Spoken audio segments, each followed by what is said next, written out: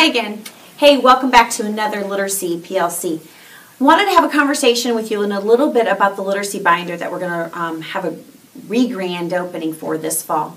But before we do that, we need to have a conversation about how we got to this point. The No Child Left Behind Act, which we're all very familiar with, required kids across the nation to be performing at certain levels. Well, when the states discovered that they weren't meeting those proficiency levels, they lowered the proficiency levels on the WKCE. Well, then Common Core Standard came along and raised the bar for kids across our entire nation. Well, when the bar was raised for the Common Core standards so that our children can, we had to be able to raise those standards so our children can compete in this world and eventually work in this world. We had to raise the bar then on our proficiency standards. So can you guess where this is leading this conversation? If our children have to be able to independently, closely read the new Smarter Balanced Assessment at a higher level, our instruction will have to jump to a higher level. So, you are going to receive in a minute the new Fontes and Pinnell levels for the months. It's very similar setup as you've seen before, but you're going to notice that the end of the year grade level expectation is up a level, especially at the lower grades. The upper grades, it didn't adjust as much. But we need to for instance, don't panic first grade teachers, but they need to end first grade around a J instructionally so that level I is independent.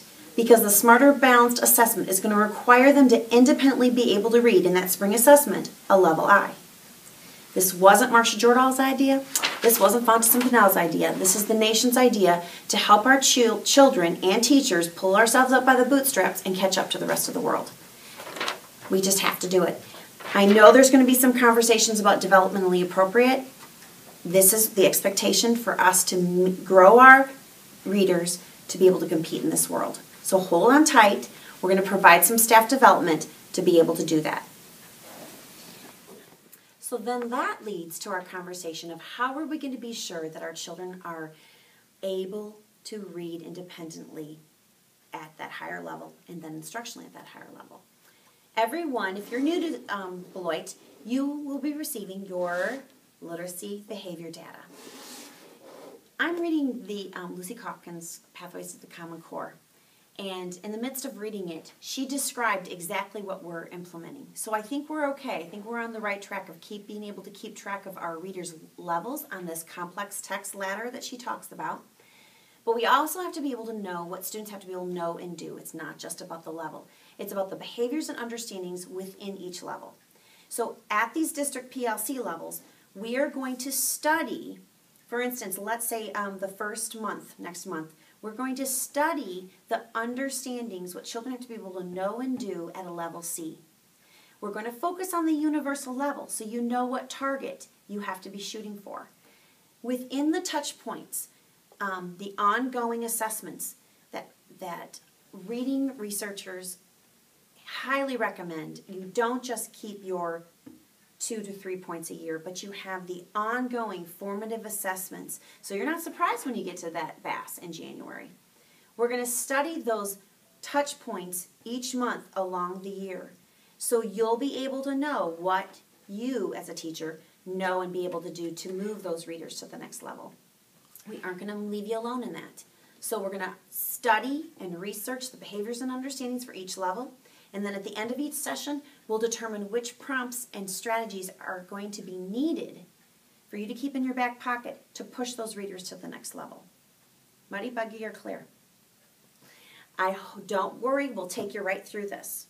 So this has fostered a deeper conversation and analysis of the reading levels, which leads me to then the Common Assessment Calendar for this year. A couple things we want to talk to you about. The Common Assessment Calendar this year is going to be just that, a calendar. It's going to list exactly what you need to assess each month. This will come every single month to PLC. You do not need to wonder what's coming to PLC this month for literacy. Please walk in the door every Friday, PLC Friday, with this lovely yellow, green, and pink binder. because you're going to need it every PLC district meeting. The calendar will determine what your target is. If it is in a parenthesis, you're going to receive one in a minute. If it's in a parenthesis, that's your target touch point, running record for the majority of the children across America. Now, you're going to notice there are fewer BAS points. There are fewer BAS points for the year for some of you because this will carry you between the BAS. You're going to have to do these regularly. You're going to have to know your students. And it isn't a separate time. And you're going to see a little video clip in a little bit. But it's within the moment of your guided reading. So when you see these BAS moments, the BAS will still be uploaded to the running record or to the Skyward. Touch points and BAS, though, will also be recorded on the paper sheet. So, but are those the only assessments you can do for our readers to know when they're ready to move? Know that we expect, as reflective practitioners, you may use the additional diagnostic resources that you've used to inform your instruction throughout the other school years.